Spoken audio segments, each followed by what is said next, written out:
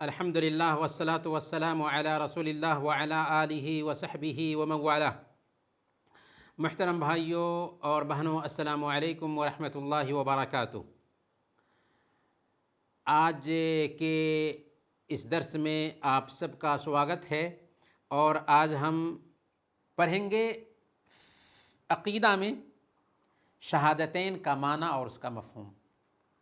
لا الہ الا اللہ محمد الرسول اللہ، یا اشہد ان لا الہ الا اللہ و اشہد ان محمدن رسول اللہ۔ اس کے دو حصے ہیں، ایک ہے لا الہ الا اللہ اور دوسرا ہے محمد الرسول اللہ۔ تو سب سے پہلے ہم لا الہ الا اللہ کو سمجھیں گے، اس کے بعد محمد الرسول اللہ کو سمجھیں گے۔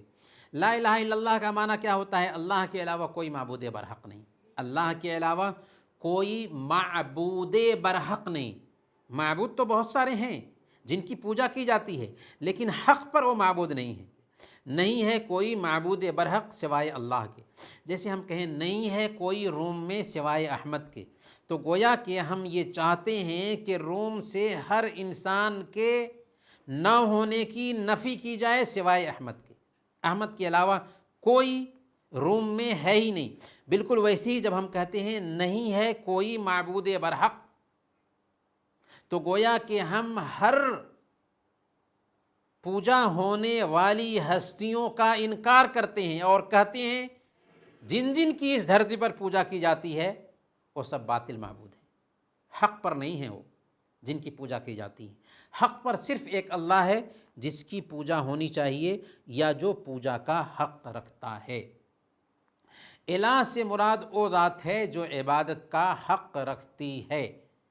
عبادت اسی کی ہونی چاہیے، اس کے علاوہ کسی اور کی عبادت نہیں ہو سکتی۔ لا الہ الا اللہ کی فضیلت کیا ہے؟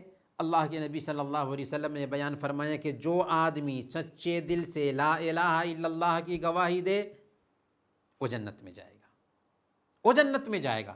گویا کہ کلمہ لا الہ الا اللہ کی گواہی یہ جنت کی کنجی ہے، اس کے ذریعہ ایک انسان جنت میں داخل ہوتا ہے۔ جو آدمی لا الہ الا اللہ کی گواہی دے سچے دل سے وہ جنتی بن جاتا ہے۔ لا الہ الا اللہ کے پیلرز کیا ہیں؟ لا الہ الا اللہ کے دو پیلرز ہیں، پہلا لا الہ اور دوسرا الا اللہ۔ سب سے پہلے سارے معبودوں کا انکار کرنا، اور دوسرے نمبر پر ایک اللہ کے لیے عبادت کو ثابت کرنا، ایک اللہ کے لیے عبادت کو ثابت کرنا۔ تو گویا کہ ہم جب لا الہ الا اللہ کہتے ہیں تو کفر کا انکار کرتے ہیں، شرک کا انکار کرتے ہیں، نہیں ہے کوئی معبود برحق، نہیں ہے کوئی عبادت کے لائق سوائے ایک اللہ کے۔ اللہ کی ہی عبادت کریں گے، اللہ کے علاوہ جن جن کی عبادت کی جاتی ہے وہ سب کے سب باطل معبود ہیں۔ لا الہ الا اللہ کی شرطیں کیا ہیں؟ لا الہ الا اللہ کی 7 شرطیں ہیں، یعنی جب ہم لا الہ الا اللہ پڑھتے ہیں تو جب تک کہ ان شرطوں کو اپنی زندگی میں برت نہ لیں تب تک کہ صحیح معنوں میں لا الہ الا اللہ صحیح نہیں ہوگا۔ پہلی شرط ہے علم، جو جہالت کے اپوزٹ ہے، یعنی لا الہ الا اللہ کا علم ہو اور پھر لا الہ الا اللہ بولیں۔ اگر کوئی آدمی لا الہ الا اللہ کا معنی سمجھتا نہیں اور سینکڑوں بار ریپیٹ کرتا ہے، کوئی فائدہ نہیں لا الہ الا اللہ بولنے کا۔ اللہ نے فرمایا فَاعْلَمْ أَنَّهُ لَا إِلَهَ إِلَّا اللَّه، جان لو کہ اللہ کے علاوہ اور کوئی سچا معبود نہیں، سچا عبادت کے لائق نہیں، کوئی معبود برحق نہیں۔ تو پہلے نمبر پر علم ہو لا الہ الا اللہ کا، یہ پہلی شرط ہوئی۔ دوسرے نمبر پر لا الہ الا اللہ کے معنی پہ یقین ہو، وشواس ہو، یعنی بولنے والے کے دل میں اس کے تعلق سے ذرہ برابر بھی شک نہ ہو۔ انما المؤمنون الذين آمنوا بالله ورسوله ثم لم يرتابوا، مومن وہ ہیں جو اللہ پر اور اس کے رسول پر ایمان لاتے ہیں پھر اس میں شک نہیں کرتے ہیں۔ تیسرے نمبر پر لا الہ الا اللہ کی شرط یہ ہے کہ قبول ہو، یعنی لا الہ الا اللہ کو قبول کر لے اور اس کو سویکار کر لے، اس کا اپوزٹ رد کرنا ہے تو گویا کہ دل سے خوشی سے اس کلمہ کو قبول کر لے۔ اگر کوئی آدمی دل سے قبول نہیں کرتا ہے تو لا الہ الا اللہ کا اقرار کرنے والا نہیں ٹھہرے گا۔ اللہ فرماتا ہے انا کذالک نفعل بالمجرمین انہم کانوا اذا قیل لہم لا الہ الا اللہ یستکبرون، کہ ہم مجرموں کا ایسا ہی بدلہ دیا کرتے ہیں، جب ان سے کہا جاتا تھا لا الہ الا اللہ کہہ لو تو تکبر کرتے تھے۔ تو گویا کہ لا الہ الا اللہ کو قبول کرنا بھی لا الہ الا اللہ کی شرطوں میں سے ہے۔ چوتھی شرط ہے انقیاد، انوسرن، یعنی لا الہ الا اللہ اور اس کی مانگ کو اپنی زندگی میں اتار لیا جائے۔ جب ہم نے یہ گواہی دی کہ ایک اللہ کی عبادت کریں گے تو ہم ایک اللہ کی عبادت کرنے لگ جائیں۔ اگر نہیں عبادت کرتے ہیں ایک اللہ کی تو لا الہ الا اللہ سچا نہیں ہوا، انوسرن نہیں پایا گیا، سرینڈر نہیں پایا گیا۔ اللہ فرماتا ہے سورہ الزمر آیت نمبر 54 میں وَأَنِيبُوا إِلَىٰ رَبِّكُمْ وَأَسْلِمُوا لَهُ، اپنے رب کی طرف جھک جاؤ اور اس کے تابع دار بن جاؤ۔ تو گویا کہ لا الہ الا اللہ کی مانگ یہ ہوئی کہ انقیاد آ جائے، انوسرن آ جائے۔ لا الہ الا اللہ میں ہم جس بات کا اقرار کیے ہیں کہ ایک اللہ کی عبادت کریں گے، عبادت کرنے لگ جائیں۔ پانچویں نمبر پر لا الہ الا اللہ کا جب ہم اقرار کر رہے ہیں تو اس میں سچائی ہو، یعنی دل کی سچائی سے اس کی گواہی دی جائے، زبان دل کا سمرتھن کر رہی ہو۔ ایسا نہیں کہ زبان سے تو بول رہے ہیں لیکن دل میں لا الہ الا اللہ نہیں ہے۔ اس لیے منافقین کے بارے میں اللہ نے کیا فرمایا وَمِنَ النَّاسِ مَن يَقُولُ آمَنَّا بِاللَّهِ وَبِالْيَوْمِ الْآخِرِ وَمَا هُمْ بِمُؤْمِنِينَ، کہ لوگوں میں سے کچھ لوگ ایسے ہیں جو کہتے ہیں کہ ہم اللہ پر اور آخرت کے دن پر ایمان لائیں، حالانکہ وہ ایمان والے نہیں ہیں، کیونکہ ان کے اندر اس کے حوالے سے سچائی نہیں پائی گئی۔ تو گویا کہ لا الہ الا اللہ کا اقرار کرتے ہوئے سچائی بھی ہونی چاہیے۔ چھٹے نمبر پر اخلاص ہو، یعنی لا الہ الا اللہ خالص دن سے اس کا اقرار کریں، شرک نہ پایا جائے۔ اگر شرک پایا گیا، اخلاص نہیں ہے، ریاکاری ہے، دکھلاوا ہے، تو ظاہر سی بات ہے کہ لا الہ الا اللہ صحیح نہیں ہوگا۔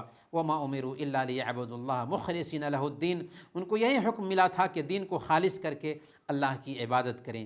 اور ساتویں نمبر پر محبت ہو، پریم ہو، جو کراہیت کے اپوزٹ ہے، یعنی اس کلمہ سے محبت ہو، اس کے پڑھنے والے سے محبت ہو، اور جو لوگ اس کا انکار کرتے ہیں، ایمان والوں سے جلتے ہیں، ان سے نفرت بھی ہو، کیونکہ اللہ فرماتا ہے والذین آمنوا اشد حبا للہ، ایمان والے اللہ سے سب سے زیادہ محبت کرنے والے ہوتے ہیں۔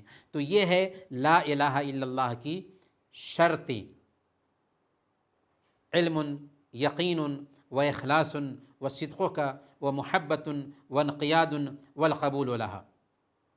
تو گویا کہ یہ 7 شرطیں ہماری زندگی میں اتر جانی چاہیے۔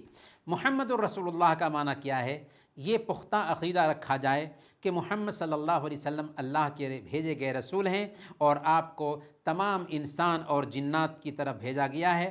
ان پر ایمان لایا جائے، ان کا انوسرن کیا جائے، ان سے محبت کی جائے، اور اپنی تمام خواہشات کو اللہ کے نبی صلی اللہ علیہ وسلم کی لائی ہوئی شریعت کے تابع کر دیا جائے، کیونکہ آپ وحی کی بنیاد پر ہی بات کرتے تھے۔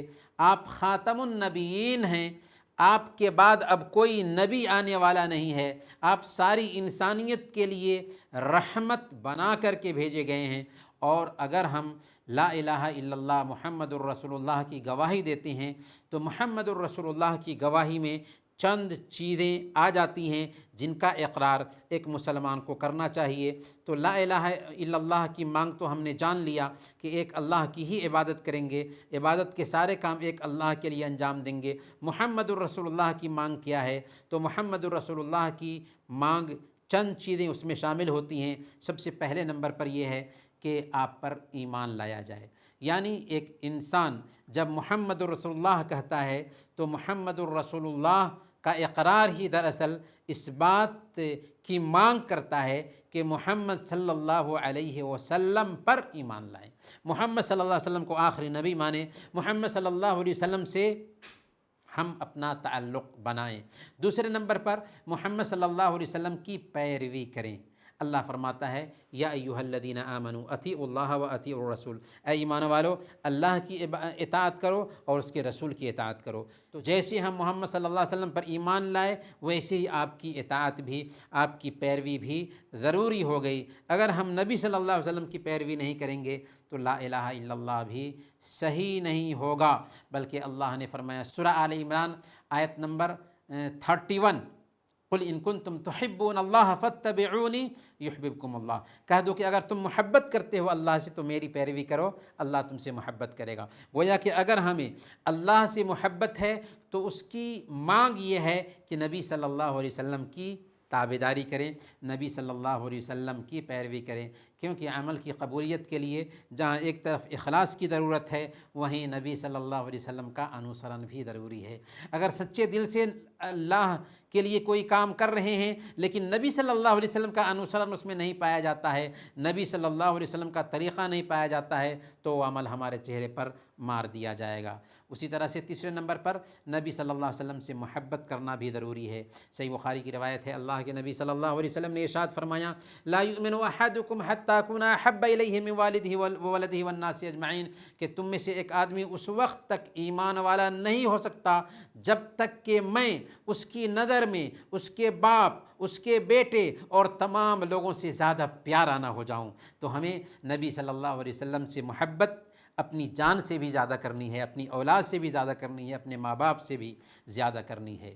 چوتھے نمبر پر ہم یہ عقیدہ رکھیں کہ آپ ہر طرح کے گناہوں سے پاک ہیں، آپ معصوم ہیں، آپ کو اللہ رب العالمین نے سارے انسانوں کے لیے نبی بنا کر بھیجا اور آپ کے اوپر وحی اتاری، آپ کچھ بھی اپنی طرف سے نہیں بولتے تھے بلکہ وہی بولتے تھے جو اللہ کی طرف سے آپ کو وحی کی جاتی تھی۔ اللہ نے خود فرمایا وما ينطق عن الهوى ان هو الا وحی یوحی، آپ اپنی مرضی سے کچھ نہیں بولتے بلکہ صرف یہ وحی ہے جو آپ کی طرف کی جا رہی ہوتی ہے۔